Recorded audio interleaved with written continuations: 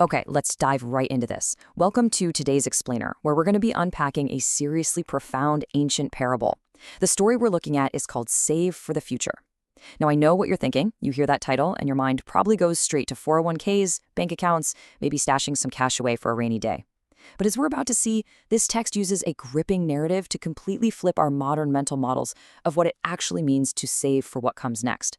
It's this beautifully structured story all about temporal versus eternal currency. And honestly, the lesson hits just as hard today as it did when it was first told. So let's break down the true meaning of saving.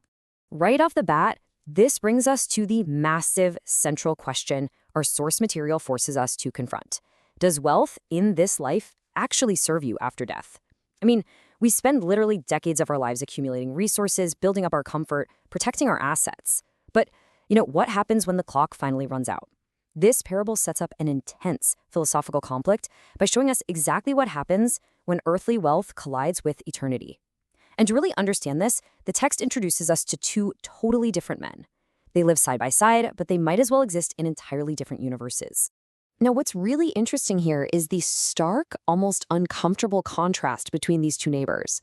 On the one hand, the source describes a rich man who had every possible comfort you could imagine. We're talking perpetually draped in velvet clothes, heavy gold jewelry, the whole shebang. He literally had no other job but to just enjoy himself all day long, just endless leisure.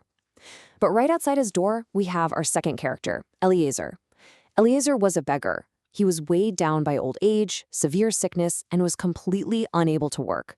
His entire existence relied on dragging himself to the rich man's door, just hoping to survive on the tiny crumbs that might accidentally fall from his table. And that brings us to this incredibly heavy realization from the text. The rich man lacked absolutely nothing. He had a massive surplus of everything a human being could possibly want. Yet despite Eliezer's immense, highly visible suffering literally right outside his front door, the rich man completely ignored him. He didn't feel a single ounce of pity. He never offered even a tiny fraction of his wealth, or even just a deliberate crumb of food to help his neighbor out. It's a pretty striking portrait of total apathy, born right out of material abundance. But the source text reveals something absolutely fascinating about Eliezer's internal world. Despite his external reality being so bleak, Eliezer possessed this extraordinary grace. He was a deeply pious man, what's called a dharmatma, or a righteous soul, though he was heartbroken that his physical weakness stopped him from actively serving others. And the text shares this deeply moving, almost shocking detail. Eliezer had severe wounds on his feet. When he saw street dogs, he would actually call them over lovingly and let them lick his wounds. In his mind, donating his own blood and flesh to these animals was his way of sharing his suffering, which somehow lightened his emotional pain. And through all of this agonizing hardship, he constantly thanked God. He literally found a way to show immense gratitude when he had absolutely nothing. Let's move forward and see how this builds, because inevitably, time runs out for both of them. The great equalizer arrives.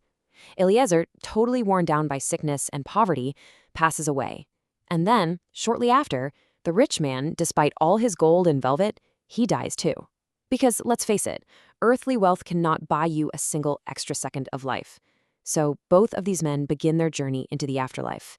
They cross the exact same threshold, but as the source shows us, their destinations could not be more radically different. Look at how wildly their fortunes have flipped. This is the shocking role reversal the parable has been building towards. Eliezer, the man who suffered through his entire earthly life, is now seated in ultimate comfort in the lap of the celestial figure Abraham. He is enjoying immense, boundless spiritual wealth. And the rich man, the guy who spent his life in velvet and gold, is now trapped in hell, enduring agonizing, completely unbearable torment. The scales of justice have just violently rebalanced. But the text adds this whole other layer of intense psychological torment to the rich man's physical pain.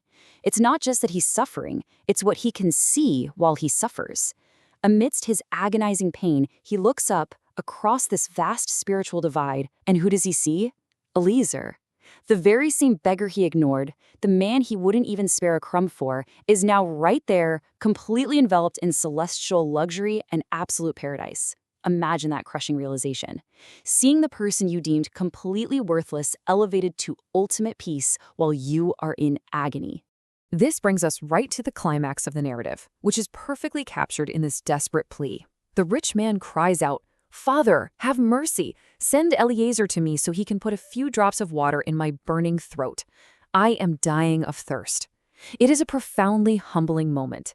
The man who literally owned everything is now begging for a single drop of water. And the kicker? He's asking for it to be delivered by the very man who used to beg for his crumbs. It's this tragic irony that fully highlights the absolute desperation of his new reality. But Abraham's response? It is incredibly firm. He answers with a stern, immovable truth. Son, God's justice is strict and impartial. You already received your wealth in life. The text makes it explicitly clear here that divine justice doesn't play favorites, and it definitely doesn't care about your earthly bank account. The rich man made a choice. He chose to consume all his wealth entirely on himself during his mortal life. He cashed out all his chips while he was alive, leaving absolutely nothing for his soul. So the crucial point is right here in Abraham's follow-up. He tells him, if only you had saved some for this time, you wouldn't be suffering here today. The rich man was an absolute expert at accumulating wealth on earth, but he was completely bankrupt where it actually mattered. He didn't save a single thing for eternity. He basically spent his whole life hoarding the wrong currency. Which perfectly leads us to redefine the very concept we started with. In the context of this powerful parable, saving means something entirely different. It is the accumulation of good deeds, of empathy, and of spiritual virtue for the afterlife.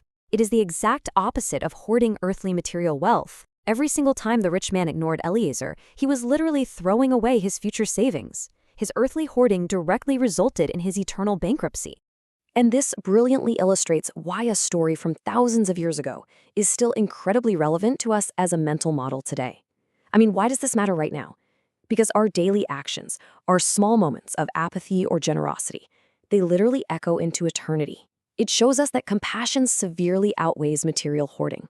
You know, you can't take your velvet and gold with you, but you absolutely take the content of your character. Because true wealth, the kind that actually survives the grave, is measured strictly in spiritual savings. So as we wrap up our explainer today, I want to leave you with one final, pretty provocative thought to chew on. Look at your own life, look at your own priorities, and ask yourself, what are you truly saving for your future? Are you just piling up earthly wealth that stays behind when you die? Or are you actively investing in spiritual virtue? It's a heavy question for sure, but as this parable so clearly shows, it might just be the only question that truly matters in the end.